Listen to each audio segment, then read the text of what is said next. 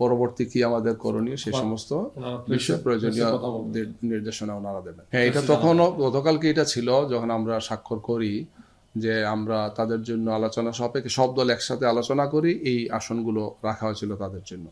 যদি আসেন তো আলহামদুলিল্লাহ, যদি না আসেন তাহলে মানে জোট সিদ্ধান্ত নেবে। আমাদের যেটা এখন 11 দলীয় নির্বাচনী ঐক্য যেটা আমরা নাম দিয়েছি, তখন এটা বসে ওনারা সিদ্ধান্ত নেবেন গিয়ে। আমরা যেটা বললেন একটা হচ্ছে 24 তারিখ পর্যন্ত তো একটা নির্বাচন কমিশনের তফসিল অনুযায়ী সুযোগ আছে, মানে আসনের নমিনেশন প্রত্যাহারের একটা বিষয়। আর এটা আছে যে একদম ইলেকশনের দিন পর্যন্ত তো একটা সুযোগ আছে গিয়ে। তো এই জন্য আমার মনে হয় যে সবার জন্য রাস্তা উন্মুক্ত আছে। আমাদের শীর্ষ নেতৃবৃন্দ সমস্ত বিষয়গুলো ভাবছেন, চিন্তা ভাবনা করবেন এবং প্রয়োজনীয় দিক নির্দেশনা ওনারা যেটা দেবেন সেই অনুযায়ী আমরা পরবর্তীতে আপনাদেরকে এই বিষয়গুলোকে জানাবো ইনশাআল্লাহ। না, গতকালকে তো যেটা ঘোষণা হয়েছে 253টি আসনে ঘোষণা হয়েছে, 47টি আসন আমাদের হাতে আছে। এখানে কিছু আছে ইসলামী আন্দোলনের জন্য, অন্যান্য দলের জন্য কিছু আছে, কিছু উন্মুক্ত চিন্তা করে রাখা হয়েছিল। এখন সামনের বাস্তবতাকে সামনে রেখে শীর্ষ নেতৃবৃন্দ সিদ্ধান্ত নেবেন যে আসনগুলো আমরা কিভাবে বন্টন করব আমাদের দলের মধ্যে। অবশ্যই 300 আসনে তো আমরা আছি। আমাদের যেটা এখন 10 দল বা 11 দল যেটাই বলি না কেন, 300 আসনে আমরা থাকবো। 300 আসনে থাকবো, কোনো থাকবো। আন্দোলনরত যে 11টি দল আমরা পর্যায়ক্রমে হয়েছিলাম, এটা মোটামুটি একটু দীর্ঘ ইতিহাস। আমরা প্রথম আরম্ভ করেছি, তারপর একটা পর্যায়ে সেটা 8টা দল এবং পরবর্তীতে সেটা 11টা দলে পরিণত হয়েছে। এটা ছিল মূলত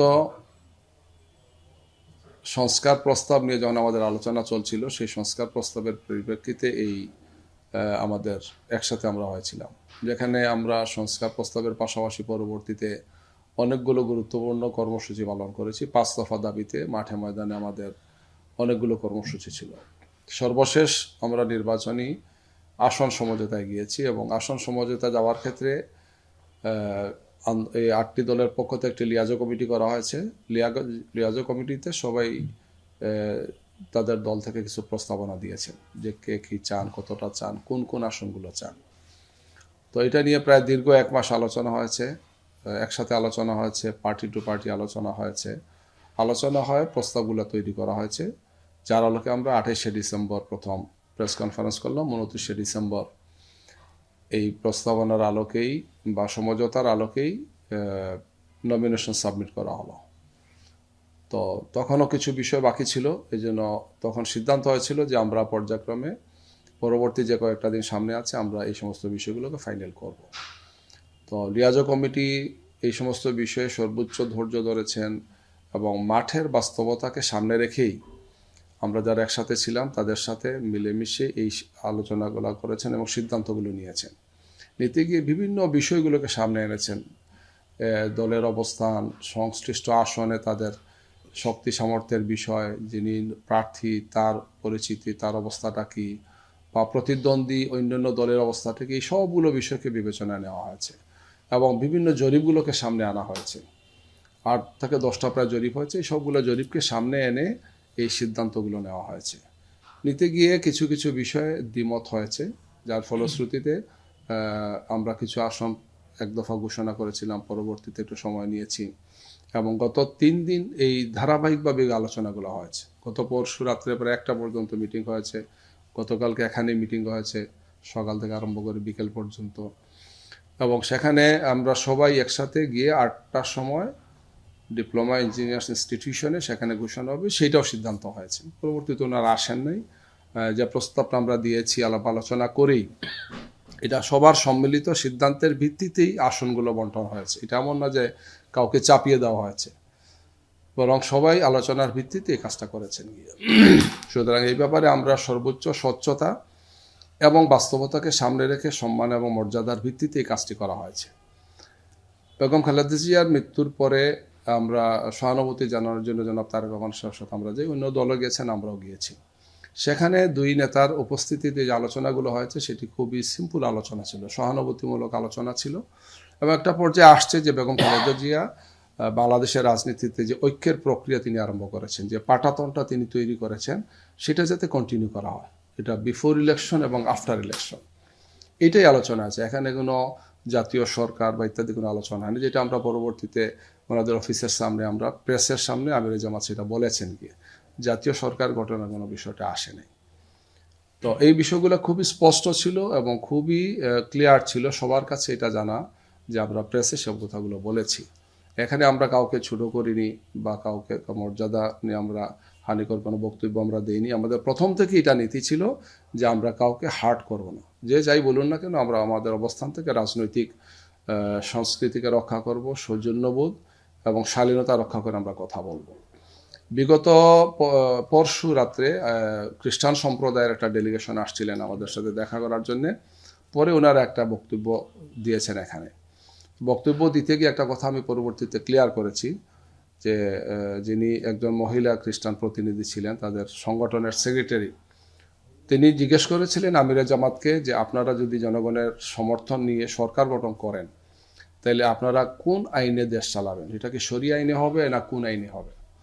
তো এই বিষয়টা আমিরে জামাত ক্লিয়ার করেছেন যে দেশ পরিচালনার জন্য বাংলাদেশের একটা সংবিধান আছে, বিদ্যমান আইনি কাঠামো আছে।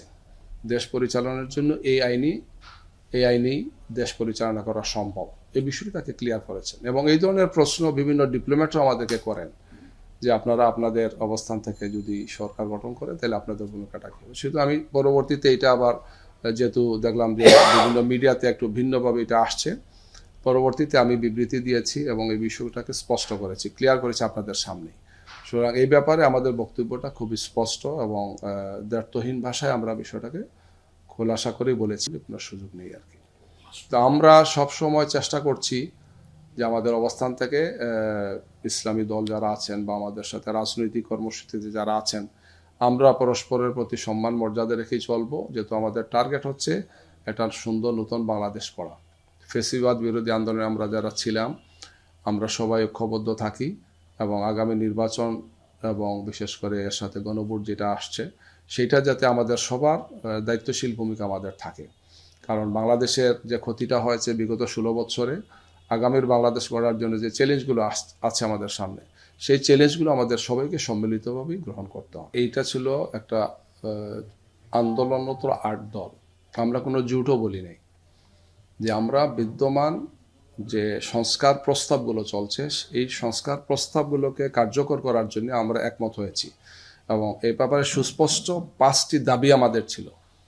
লেভেল প্লেইং ফিল্ড ছিল, স্বৈরাচারের দূষরদের শাস্তির বিষয়টা ছিল, তারপরে পিআর পদ্ধতিতে নির্বাচনের আমাদের দাবি সহ এই সমস্ত দাবিগুলো ছিল। এই দাবিগুলো খুবই স্পষ্ট, বর্তমান বাস্তবতাকে সামনে রেখে এই দাবিগুলো 5টা ছিল এবং এটা নিয়ে আমাদের আন্দোলন ছিল। এখানে কোনো অবস্থায় এই সমস্ত যেটা ওনারা বলছেন সেই সমস্ত কোনো দাবিগুলো ছিল না। দাবিগুলো তো খুবই স্পষ্ট, 5 দফা দাবি ওনারা বক্তৃতা দিয়েছেন, আমরা দিয়েছি, সবাই বলেছেন গিয়ে। এবং এটি একটি নির্বাচনী জোট আমরা তখন থেকে বলে আসছি গিয়ে, নির্বাচনী ঐক্য প্রক্রিয়া, যেটা আমরা পরবর্তীতে আসন সমঝোতায় গিয়েছি গিয়ে। এবং যেহেতু জোট হয় নাই, জোট হলে এখানে আহ্বায়ক থাকতেন বা ইত্যাদি কাঠামো থাকতো, এদের কোনো কাঠামো করা হয় না। বাই রোটেশন এখানে সভাপতিত্ব করেছেন, বাই রোটেশন এখানে বক্তব্য রেখেছেন। এইভাবে একটা বলা যায় যে সুন্দর একটি রাজনৈতিক সংস্কৃতির বহিঃপ্রকাশ ছিল। এই জন্য ওনারা যা বলছেন সেটা তো সবার সামনে ক্লিয়ার যে গত 3-4 মাস থেকে এই আন্দোলন তো 8টি দলের ভূমিকাটা কী ছিল সবার কাছে ক্লিয়ার। আমাদের কর্মসূচি কী ছিল সেটাও স্পষ্ট, নতুন কিছু না। আর এই ধরনের ত্রুটি বিচ্যুতি হয়ে যেতে পারে, এটা তাৎক্ষণিকভাবে যে মিটিংটা ছিল এটা ভুলে গেছেন অসুস্থ থাকার কারণে। আমাদের যিনি এখানে লিড করছেন তিনি অসুস্থ থাকার আসলে ভুলে গেছেন, তাৎক্ষণিকভাবে সরি বলা আছে যে আমি তো কেন ভুলে গেছি, আপনি চলে আসছেন। এটা মানুষের তো ভুল হতেই পারে আর কি। এই জন্য একটা মিটিংয়ে ঠিকই আছে, ঘটনা ঘটেছিল যে ওনারা গিয়েছেন আলোচনা সাপেক্ষে, কিন্তু উনি ভুলে যাওয়ার কারণে ওই দিন আর মিটিংটা হয় নাই। এতে নিঃসন্দেহে ওনাদের কষ্ট হয়েছে, ওনারা বাইরে থেকে সফর করে আসছেন, এটা তো সরি বলেছেন, আমাদের পক্ষ থেকে এটা সরি বলা হয়েছে। এই ধরনের ভুল তো মানুষের হতেই পারে। আর কোনো ধরনের কোনো তুচ্ছ তাচ্ছিল্য করা বা অন্য ধরনের কোনো আচরণ করা এটা আমাদের পক্ষ থেকে আমরা কখনো করি না, আমরা করিনি। আমাদের আমির সাহেব স্পষ্ট করেছেন যে যখন বিএনপিকে প্রশ্ন করা হয়েছিল যে আপনার যদি যে জাতীয় সরকার করবে সেখানে জামাতকে নেবেন কিনা, ওরা বলছেন আমরা নেব না।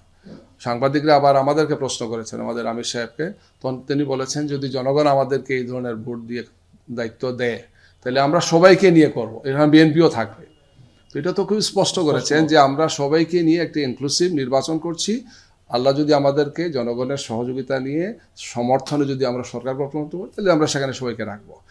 এটা কোনো পাতানো তো কিছু হওয়ার সুযোগ নেই। এই কথাগুলো তো স্পষ্টত বলা আছে এবং এটা সবার সামনে বলেছে, একাধিকবার এটা বলা হয়েছে গিয়ে।